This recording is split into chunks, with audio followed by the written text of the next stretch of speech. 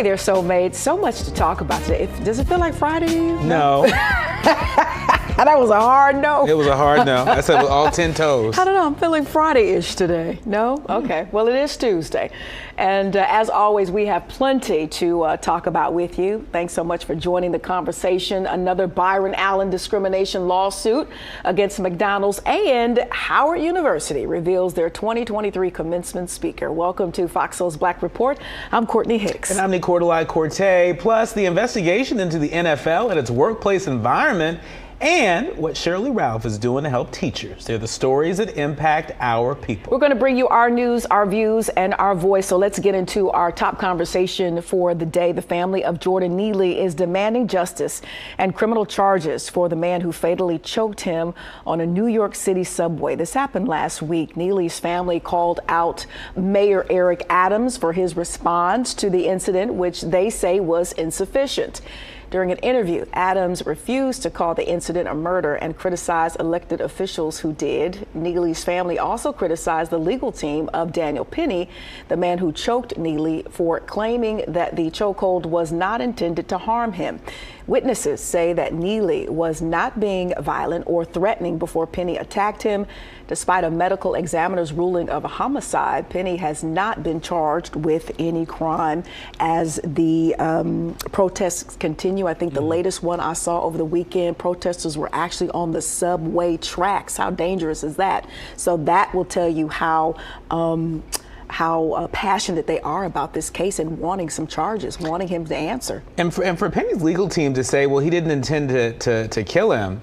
I mean, if you put somebody in a chokehold for 15 minutes, what do you expect? Mm-hmm. 15 minutes. Mm-hmm. You know, George Floyd, was had Derek Chauvin's knee on his neck for almost 9 minutes. 9 minutes, right? Right. 15 minutes in the chokehold, what do you expect? And so, I don't understand how that defense makes any sense. Mm-hmm. Also, we heard that Mayor Adams said, quote, "We have so many cases where passengers assist other riders, and we don't know exactly what happened here.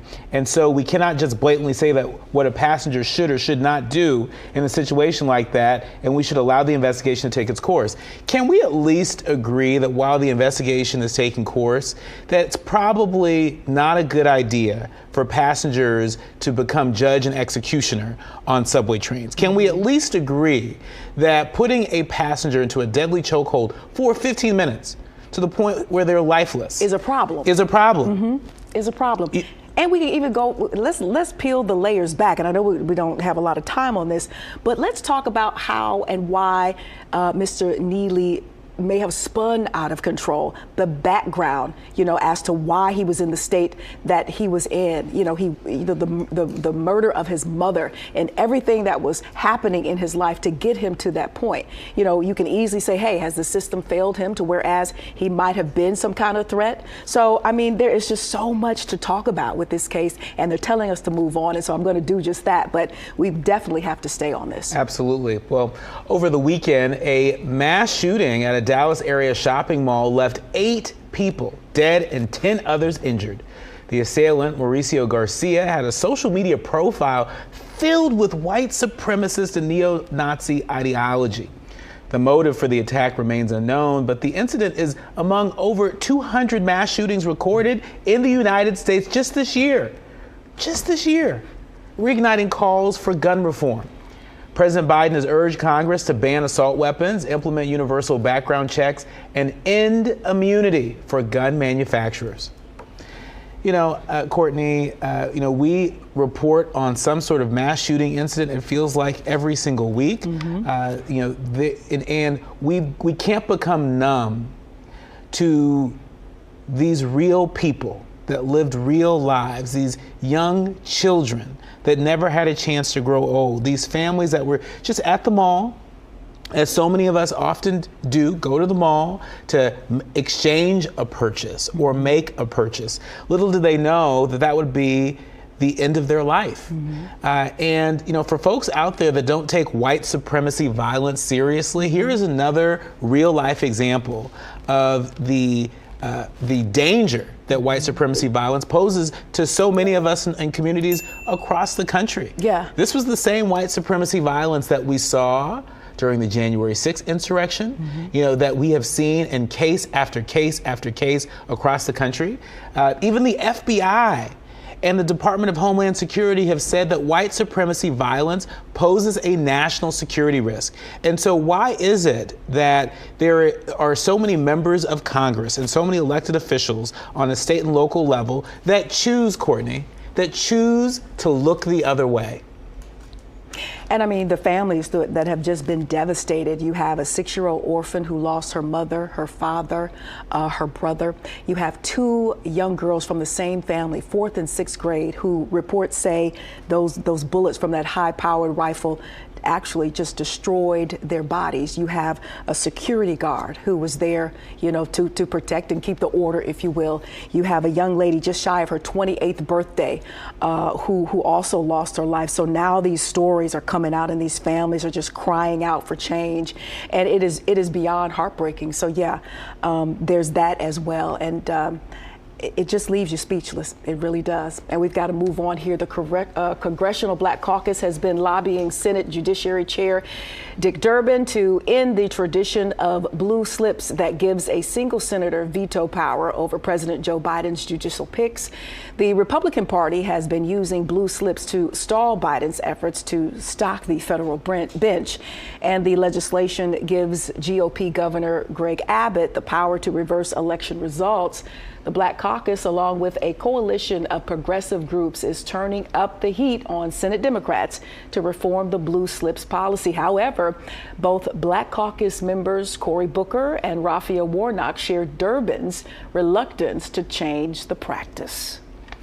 The Texas State Senate, controlled by Republicans, passed a bill that would allow the state to overturn election results in Harris County, home to, that's right, you guessed it, Houston, Texas. The measure would give Republican Governor Greg Abbott precedent-setting power to undo election results if the county runs out of paper at 2% or more of its polling sites for more than an hour. County officials would be penalized for running out of ballot paper at voting sites. Republicans claim the measure will ensure adequate ballot paper, while Democrats say it will allow the governor to reverse results. The bill now goes to the Republican-controlled Texas State House. And joining us now to discuss this alarming Texas legislation and more is Jeffrey Boney, assistant editor of the Houston Forward Times and the mayor pro tem of St. Louis, Texas. We want to welcome you to Fox Soul's Black Report. Thanks for the time today. No problem. Actually, it's Missouri City, Texas. That's all right. A lot of people get it confused. All right. Well, we have the correction noted, myself and my producers. All righty. So what does Governor Abbott's bill to overturn elections mean for Black voters? Absolutely. Well, first of all, I tell you, this is a very alarming bill. This is a response not only to what's going on in Harris County, which is heavily Democratic as far as its population and voting blocks. But at the end of the day, the 56% of the most elections show that it's strongly Democratic. It's going to probably continue that way. So this is an attempt to try to thwart the gains that have been made in Harris County and other counties that are democratically controlled across Texas.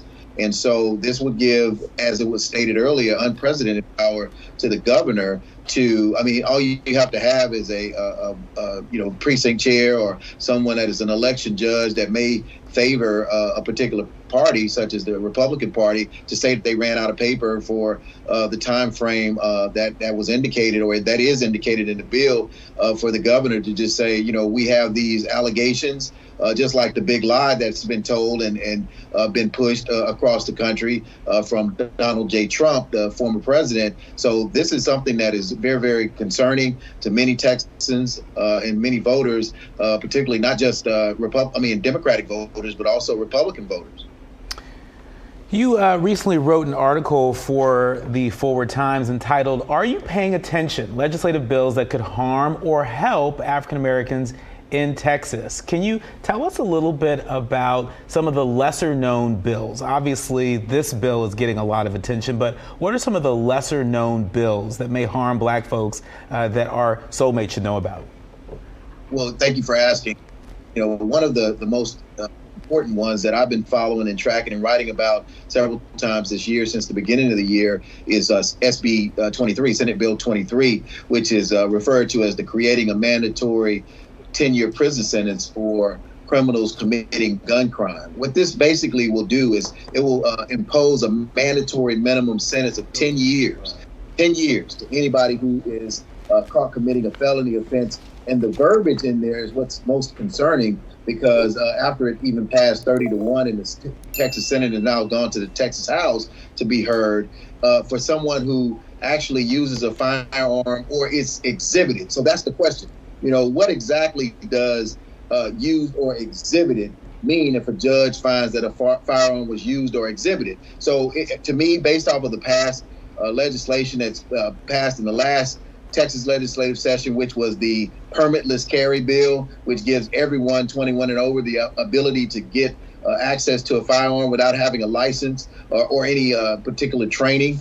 This was basically flooding the streets with guns, and now you're saying that you're going to give a 10-year mandatory minimum sentencing. So if you know anything about mandatory minimum sentencing, historically that African Americans bear the brunt of these sentencings, basically because the prosecutors prosecute 60% more often against black defendants when it comes to mandatory minimum sentencing than they do whites. Also, blacks spend more time in prison than whites for the exact same crime when it comes to mandatory minimum charges from prosecutors. So it gives prosecutors uninhibited power to do what they want, to become not only the judge, the jury, but the executioner as it relates to sentencing for African Americans and many others who are caught with, again, a firearm where they used or exhibited a firearm with the committing a felony. You remember what happened in Florida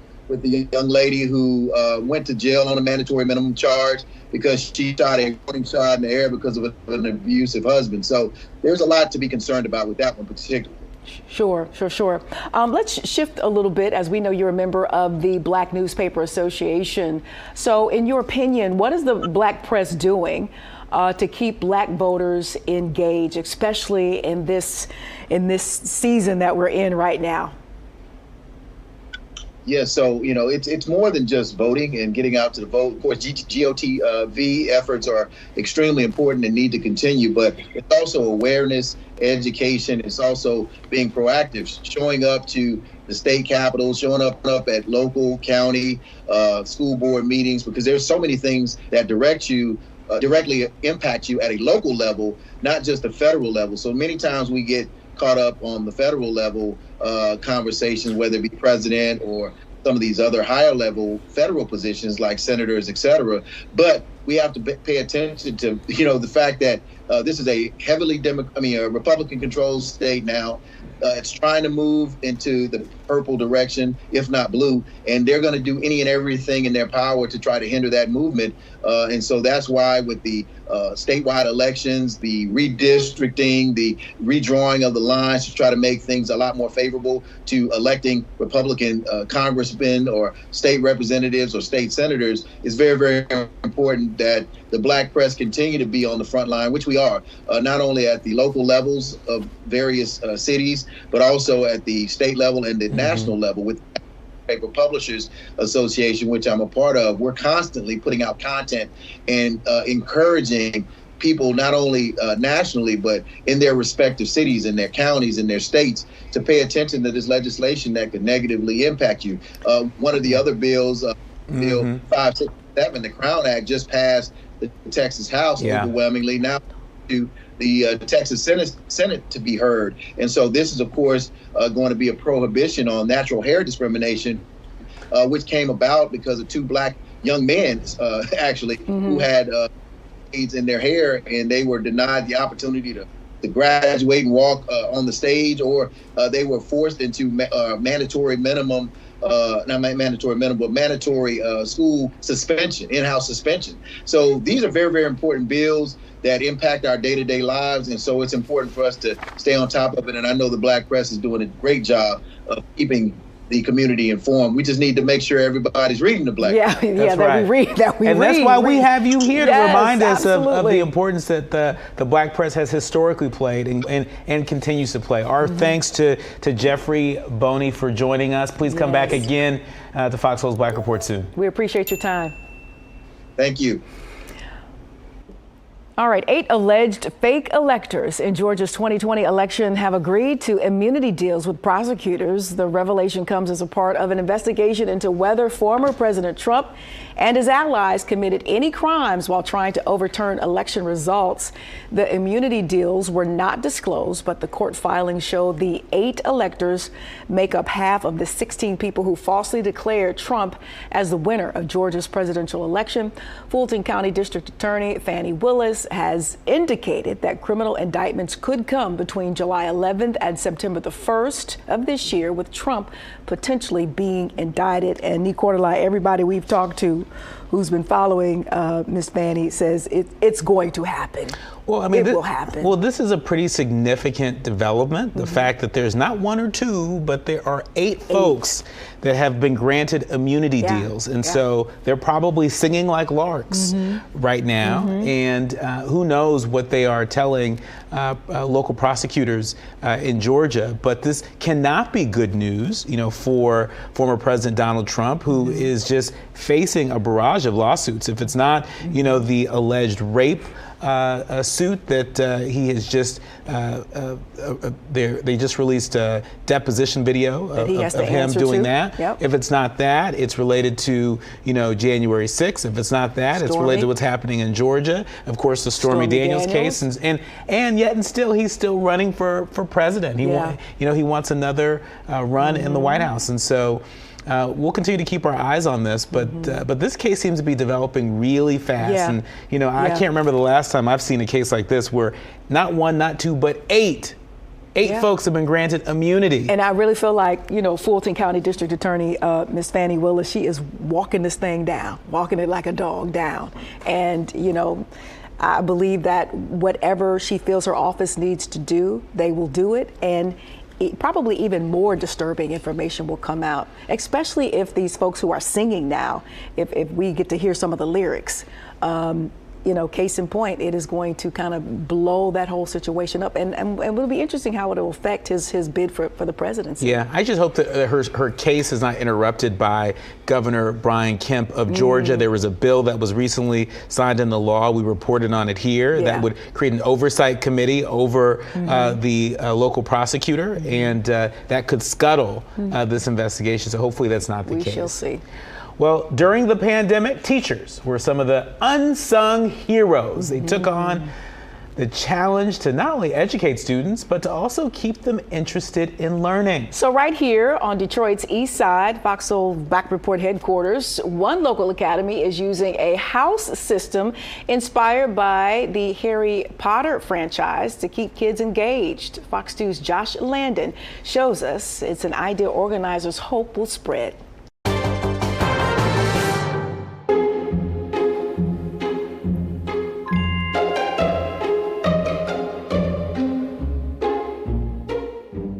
Like most institutions, Brewer Academy on Detroit's east side is bouncing back from the pandemic. And during the heart of virtual learning, keeping students engaged in their studies became one of the biggest challenges. Therefore, Tamika Morgan, who is a teacher, started the house system. The overall goal is to form a community within this school.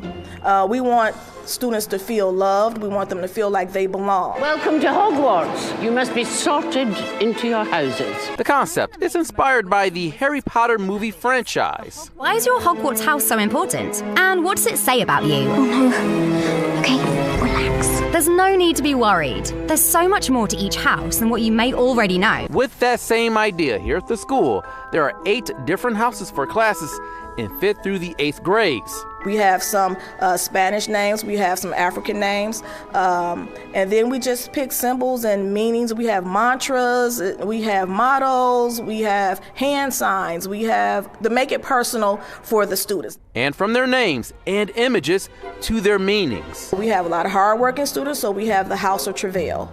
We have the house to divitiate, which means wealth. And wealth doesn't always mean money. It means, wealth is different for everyone. If you have good health or a great family, you can feel as though you're wealthy.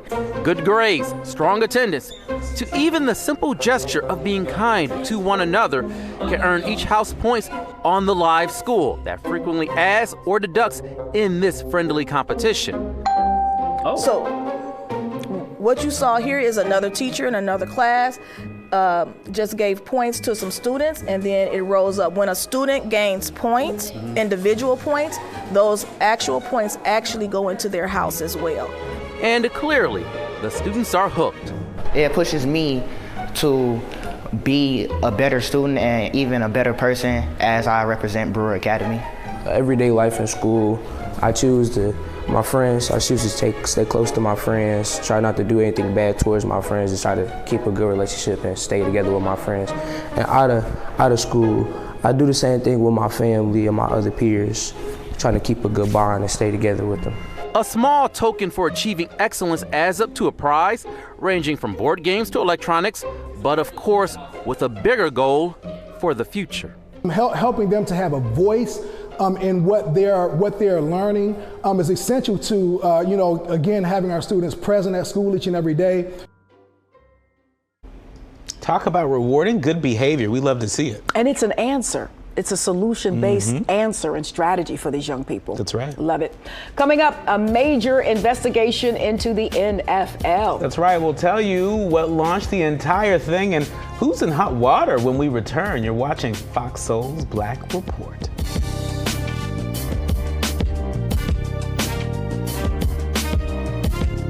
Welcome back to Fox Soul's Black Report. Well, Byron Allen files a second lawsuit against McDonald's for allegedly failing to advertise with Black-owned media. Allen's company seeks $100 million in damages for false promises made by McDonald's and claim that McDonald's advertising practices amount to racial stereotyping. That's right. McDonald's denies the allegations and accuses Allen of using fear tactics to coerce the company.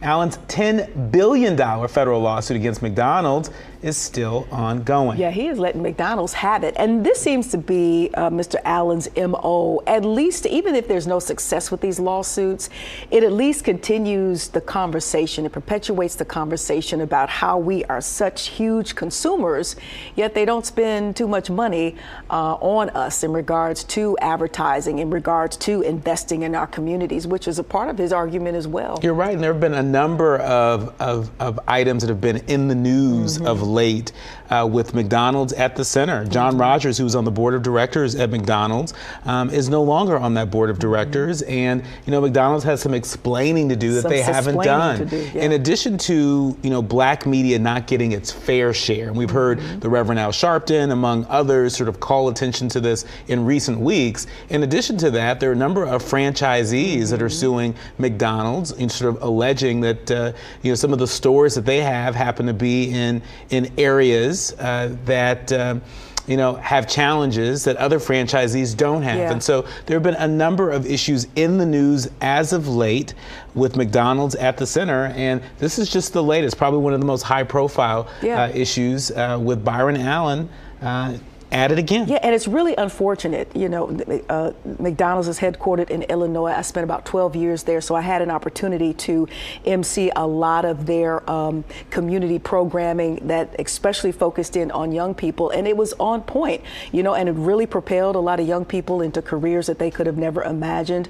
There were a lot of franchisee programs and gatherings that I was also able to take part in, whether it be a moderator or MC. So, they have some great programs and some great success stories under their belt, but when you run into scenarios and lawsuits like this, it kind of makes you question it a bit. Well, it would be great to have, even representatives from McDonald's, sit down with us and let us know, how do they approach, sort of their, media buying and investing in multicultural media? How do they approach that in a way that is equitable? What's their thought on McDonald's, like a lot of companies, they've made some commitments, and so you have folks like Byron Allen saying, going to hold their feet to the fire. What's up with that commitment? That's right. All right, let's move on here. The attorney generals of New York and California are investigating allegations of workplace discrimination in the NFL.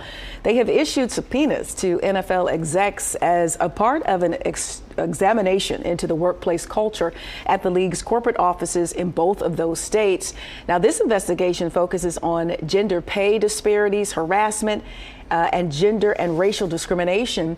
The league didn't immediately comment on the investigation, and the investigation follows a New York Times story detailing allegations of gender discrimination by more than 30 former female NFL employees. So along with McDonald's, it sounds like the NFL, at least the head office, has got some explaining to do. Huh? Yeah, and what's so interesting about this, we just reported right here on FOXSOUL's Black Report about the record number of people that watched the Super Bowl, right? And part of how we found it was a record number was because, the NFL was counting. And so if you can count the number of people, that are watching the Super Bowl, you can also count the number of folks alleging workplace discrimination. And the question is, what are you going to do about it? And so for these two very high profile attorney generals, the Attorney General of California and New York, to be working off of this 2022 New York Times story, around these allegations and really seeking to get more information. The NFL has been in the headlines in recent years for a lot of the wrong reasons, recently some of the right reasons. And so the question is, which path will they take? Will they continue to reform themselves, or will they have to have the Attorney Generals of California and New York put some pressure on them to reform and meet the moment? Yeah, that expose in the New York Times was pretty deep and explicit, and therefore the NFL is going to have, again, some explaining to do. And this is the type of story where you keep your eye on it to see what the fallout and the results are going to be. That's right. Indeed. Well, reports say that Goldman Sachs will pay $215 million in a new agreement to settle a class action lawsuit over underpaying women. Lawyers for 2,500 women who claim the company discriminated against them in pay and promotions agreed to the settlement, with a third set aside for attorney's fees. The trial was supposed to take place next month, but the settlement avoided rare testimonies about unequal pay in finance and banking. Christina Chen Oster first filed a complaint alleging gender discrimination against Goldman Sachs in 2005 with the U.S. Equal Employment Opportunity Commission. All right, shifting gears here, actress Sheryl Lee Ralph, how much do we love her, partnered with Sonic Drive-In to support Teacher Appreciation Week to help public school educators get the materials they need in the classroom. The Sonic Foundation will match up to $1.5 million in Donor's Choice, a nonprofit that allows people to donate directly to classroom requests submitted by public school teachers. Sonic is also offering a free cheeseburger with purchase to all teachers enrolled in the Sonic's Teachers Circle, a free rewards program exclusively for educators. If you want to get involved, donate, I want you to visit DonorsChoose.org. That's DonorsChoose.org. And this is really great to see. I mean, Sheryl Lee Ralph is on fire for all the right reasons. This is her moment. And not only is this her moment, but very true to who she is. She's making this moment more than just about her. That's right. Right. And a lot of people, love the character that she plays on Abbott Elementary, that school teacher. But what's so great is that she's partnering with Sonic, that has a long history of investing in local communities, around 3,500 locations, where they have this program. It's called the Learning Initiative, Limeades for Learning, that's what it's called. And so they've been doing this for the past 14 years. So they're not new to investing in the classroom, investing in teachers, and very true to our very favorite dream girl. She's investing her time and talent in folks that have been invested in us. Well, big ups to Sonic. You know, this programming and this give back is new to me. So maybe that speaks to maybe the lack of an endorser or a voice or a person who could, you know, continue to champion the cause. Because again, I feel like this is her moment, and I love how you say she's making the moment about, you know, everything and everybody, especially as your star continues to shine bright. You'll be approached, and so, you know, maybe for Sonic from this point on, making sure that they partner with folks to whereas the message and the calls can really get out there and sink in and sink through, so we can know that efforts like this are ongoing. I think it's amazing that you can donate and give direct. It's like a bridal registry or something where the teacher says, I need this, this, and that. How many times do we run into teachers, especially, you know, into summer, beginning of fall, school year starting, and their particular school board doesn't give them what they need, and they're in there using their own pockets, you know, to finance their classroom. So this is pretty dope. This is as really the dope. streets would like to say. So I'm happy about this one. And we can't highlight organizations like DonorsChoose.org. We can't highlight them enough for making it possible for us to give to specific classrooms to address specific needs. And so shout out to Miss Shirley Ralph continuing to make us proud. Yeah, man. Still ahead, the state of Florida has some new laws in effect that impact our community. We'll tell you about the latest bill signed into law that will impact so many Black Americans in the state. Don't go anywhere. You're watching FOXSOUL's Black Report.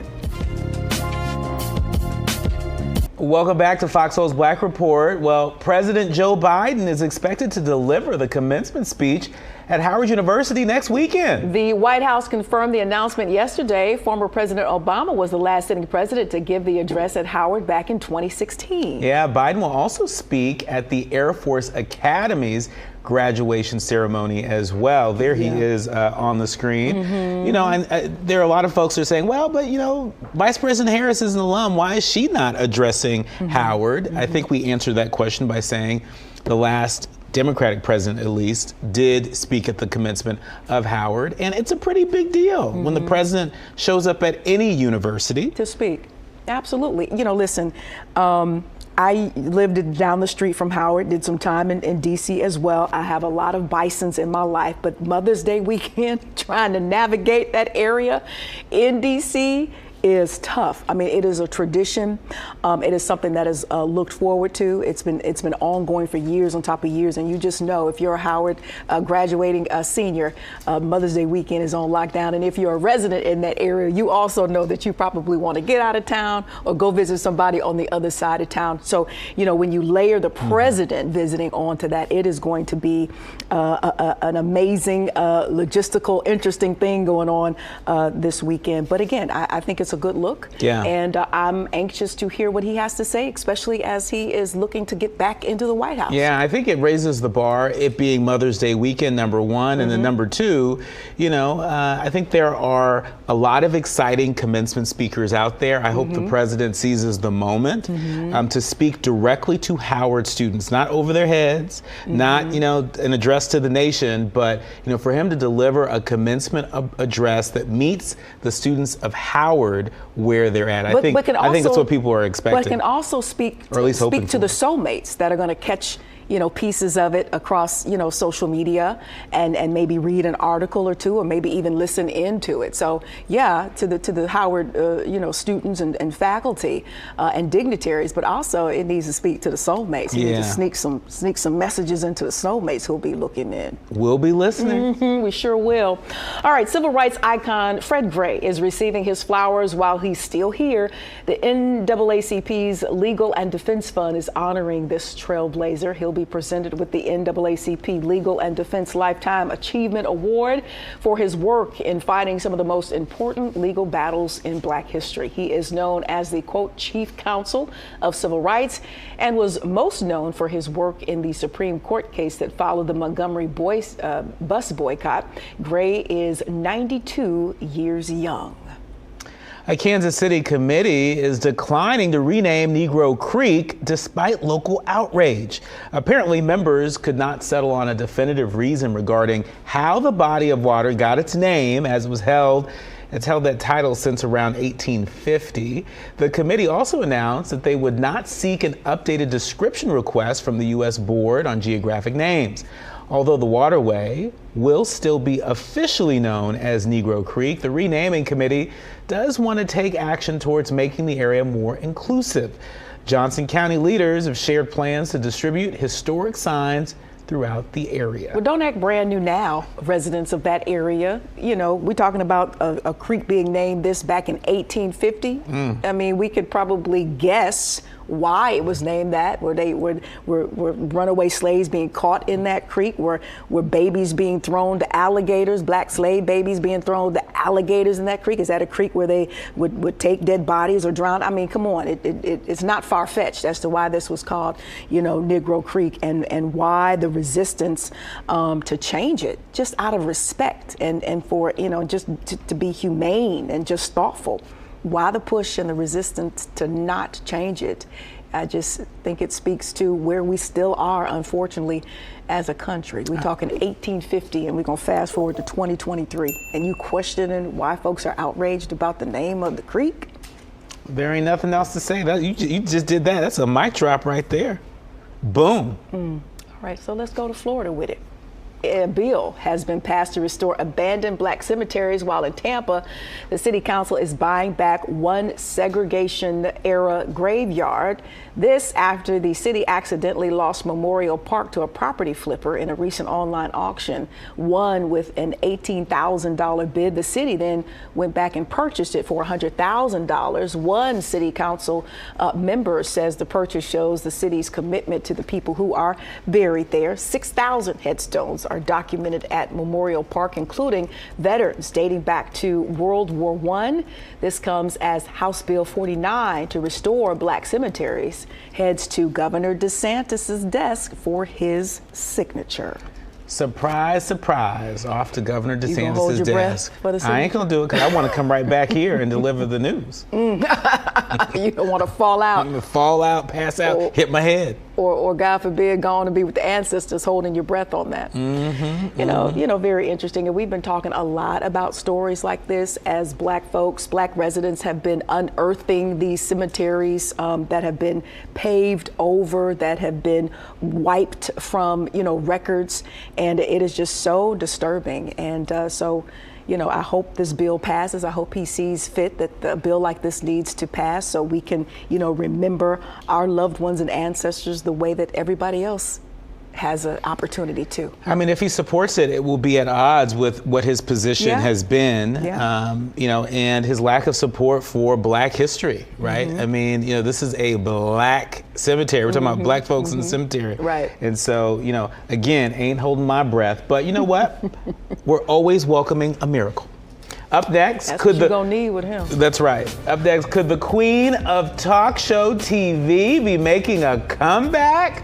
We're not talking about Oprah Winfrey. We're talking about somebody else. We're talking about Wendy Williams, y'all. What you say now, Willis? When we return, we'll tell you which network is looking to possibly have her return with her own show. They're talking about it. This is serious. We're watching FOXSOUL's Black Report. You're watching it. I'm watching it too. We all watching it. We watching you and me. We'll be right back.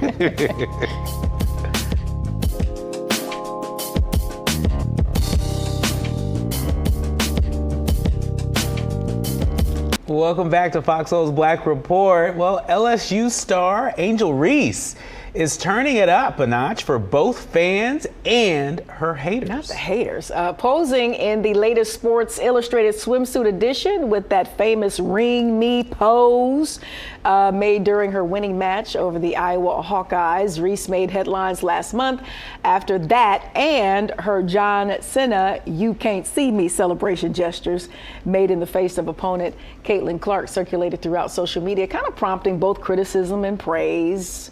Reese has become a household name, earning plenty of NIL deals, including, you know, this SI issue and other lucrative opportunities. That's right. Reese has become a household name, earning plenty of NIL deals, as you remembered, including the Sports Illustrated deal, and I'm sure there are lots of other deals that are coming down the pike. She's making millions now. She just recently had a birthday, and I don't know if she was gifted a Mercedes-Benz or she got a little deal on the Benz to talk about it, but this is definitely, you know, her time and her season. And I love in that SI article how she got to talking a little bit about, not a little bit, a lot of bit about, you know, the stereotypes that women, you know, have to continuously face in sports. And so she's very much of an advocate, and she is on fire for all things girls and sports, you know, basketball in particular. And she makes good sense. She makes good sense. Well, good for her. Yeah. We appreciate her.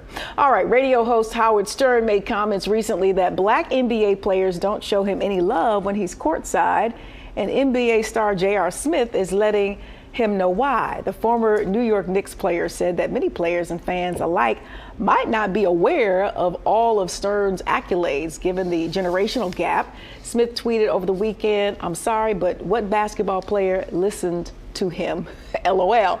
I don't think I've met one, black or not." Now, this all comes after a recent radio appearance where Stern says he was seated courtside, but the black players don't come and say hello to him, and says, quote, "but they go over to Spike Lee." What is that about? Come on, Howard Stern. You can do better than that. You know, look, Howard Stern is a provocateur. He's a provocateur. And he is really good at getting people riled up. He's really good at getting people to pay attention. Very similar to Donald Trump in that way.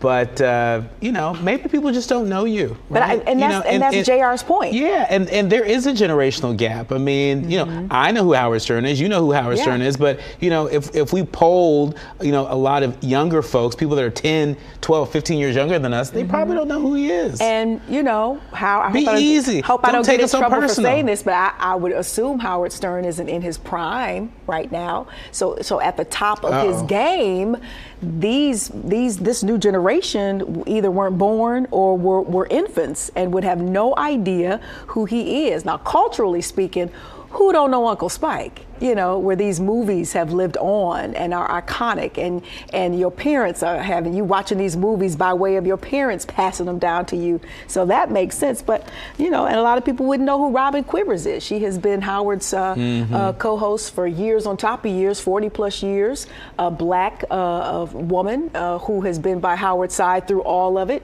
They probably wouldn't know who she was either. Yeah, this is real strange to me. I mean, to make a comparison to Spike Lee, Howard, do you really think people get you and Spike Lee confused, or they know Spike but they don't know you? Do they get Tiger Woods confused? I don't think they get Tiger Woods confused. But you know what? The golf legend is going back to court, and his ex-girlfriend is suing him for, get this, $30 million. Ex-girlfriend? $30 million. That's right. New court documents show Erica Herman is accusing Woods of kicking her out of her mansion, out of their mansion, that she says Woods verbally promised to her in 2017, saying that she could live there for at least 11 years, but kicked her out after only 5 years. Herman also says Woods forced her to sign a non-disclosure agreement back when they first started dating, or she'd be fired from her job. So she was the waitress at, I think, a restaurant that Tiger owned, and so that's how they met. So for a while, she was the poster child for the best come up ever. But I think after the coronation, Queen Camilla, I think, will be like the forever iconic poster lady for a come up. And I'm gonna let y'all figure out the rest, because I want to stay, you know, a little respectful of the royal family. However, she was the side chick. She was the who? She was the side chick, and now she is queen, honey. So it trumps all of the. This is historic. This come up is historic. So are you saying that, for the ages? So are you saying that Tiger Woods' ex-girlfriend is a part of the Camilla ministry? Somewhat, but Camilla is the ministry. And look, who their house, our house, honey, you got to just girlfriend. Ain't no hour in girlfriend. Right. You got to make sure he puts this on here. You think he played her? You think what? You think Tiger played her? the way he got her out that house, he sure did send her on that vacation. It was cold-blooded. Tiger is something else. Cold-blooded. Tiger. It was, man. She thought they were going on vacation. She did. All right, they want us to move on here. More congratulations for Simone Biles and Houston Texans star Jonathan Owens. They are the cutest little couple ever. They said, "I do" again in Cabo over the weekend. The gold medalist and Owens held a smaller ceremony last month at the courthouse in Houston. Biles said she wanted a wedding on the beach, and that's exactly what she went on ahead and did. And they are the cutest little couple. Their love story is amazing. And they met online, a dating app. So these dating apps, you know, some of them do work. And why not let the technology do the work for you? You're thinking, you know, both top athletes, maybe their paths would have eventually crossed, but obviously they didn't, thanks to the technology. They are now living happily ever after. That's good. That's good. That's good. I hope that happily ever after focuses in on the marriage, right? Sometimes we tend to focus a little too much on the wedding and the Cinderella story, you know right? us. And so really wish their marriage well. Wish their marriage well. I met my husband on Facebook. Did you really? Well, he saw me. Yep, and I just had to sift through, and then I was like, oh, okay, he's real. He's, you know, real deal. So yeah, let it work for you, ladies. Let it work for you, sisters and brothers. And you sitting here right here with this bling. I mean, come on, right here. This bling is, show the people the bling. Show the people the bling. Normally they're in our ear talking about move on, move on, move on. Show the people the bling. It's here. It's nice. It's beautiful. See, they said move along. All on social media. All right. The self-proclaimed queen of daytime talk shows could be making a return. It's being reported from a close member of her team that the network reached out to Wendy Williams. It's alleged that the network pitched the new daytime talk show, but no more details were given. This comes as CNN primetime ratings for CNN have fallen 61%. Ouch. And many believe this is an attempt to boost those ratings. When on air, the Wendy Williams show averaged over 1 million viewers each and every day. So is this like strategic and ambitious, or is it kind of like a desperation move for CNN? Your thoughts? They're going through a lot right now. Yeah, I don't think it's a desperation move. I think CNN's ratings have dropped, and so there is room to be a little bit more bold and try things that maybe they wouldn't have tried a year ago, 2 years ago. Listen, you can't lose any more money than CNN Plus lost. That was over $300 million. That was tragic, for one of wasn't the it? shortest-lived streaming platforms in the history of streaming. Yeah, it was pretty bad. And so, you know, nothing can be worse than that, but I think it's a good thing. I mean, you know, all good things have to evolve, right? And CNN is a global news outlet that we've leaned to on some of the biggest stories and biggest cultural inflection points over the years. And so, you know, kudos to them, you know, for being willing to try something radically different than what they're used to. But where would it fit? And then, more importantly, is Wendy up for a day-to-day health-wise? Would she be up for that? That's a big question. Concern. That's a big question. All right, up next, it's the best and the brightest in Black excellence. That's right. We'll introduce you to the young man from New Orleans who's received millions in scholarships and after tons of offers has made a decision. We'll tell you what that decision is. You're watching FOXSOUL's Black Report. We'll be right back. Come on, honors courts. I never had those, ever. No.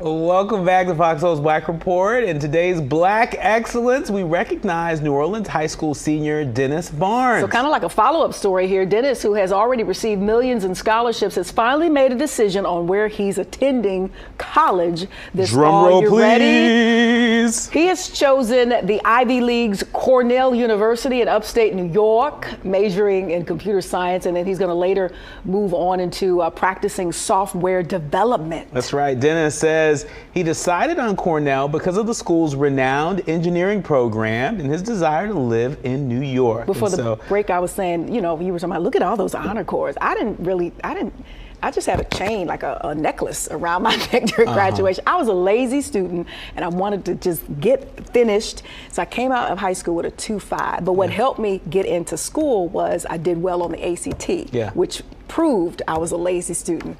It was just artsy fartsy. I couldn't, especially math and science, and I don't want to discourage people, but for me and my testimony, it just didn't work. But give me some English, and some speech class. Well, you're doing well right now. Yeah. You're doing well right now, and it shows. It shows. Congratulations to that young man. That is incredible. I can't think of the last time I saw that many honors cords around anybody's around neck. your neck. You have some still in your your car. But I was in your truck. We went out the other day, and you have something hanging the tassel. What is that? I do. I graduated. I've never seen that before. Honors, but back to this kid right here. You know, I've never had that many, and that's incredible. And so kudos to him. You know, for really just sort of the beginning of the next chapter of his life. And the young lady from yesterday who had that 8.0 GPA, we were trying to figure out. That's right. You know, like 2 different curriculums that averaged. She probably averaged 4.0 each, which you know, came out to that 8.0. And so he's on that track as well. He'll do exceptionally well, I'm sure, at Cornell, one of the prestigious Ivy League schools, and nothing but the best for him. And hopefully to the Amazons and to just all the software companies out there that are always saying, oh, we can't seem to find good talent. Here's one right here. Well, here is some amazing talent in the making right there at Cornell, coming out of New Orleans. And so, you know, y'all better tap in. And speaking of graduation, let's just take a minute to tap into all of our graduates, whether it's kindergarten, the doctoral program, would that be the highest in education? It would be, yeah. I mean, just, you know, congratulations to everybody at every level. That's right. Wherever you may be graduating from, graduating to, it is an awesome feat. And a lot of times people say, well, I don't even use these skill sets in the core. You know, it's just about showing these future employers that you can complete something, that you can follow through, that, you know, you've earned something, and it shows a lot of character and stuff, and that's really what they're looking for a lot of times, beyond the skill set, you know, when it comes to that next new hire. And showing yourself and demonstrating to yourself that you have the discipline in order to finish what you start. So this commencement season, we can't wait to continue to bring you more examples of not just the good speeches, but the great stories in the making. Yeah, and speaking of stories, for the full rundown on today's stories and more, you can access FOXSOUL's video on demand on any of our partners. You can even access past shows and other Black-centered content. Don't forget to download the FOXSOUL app. It is free. How much? Free. Thanks for joining us today. I'm Courtney Hicks. No late lunch today. We went to soul food restaurants called Cornbread here. I slept the whole night. Missed the NBA games and everything. I'm Courtney Hicks. And I'm Nicordelai Corte. On behalf of the entire team here at FOXSOUL's Black Report, stay lifted. I'm not going out with you today.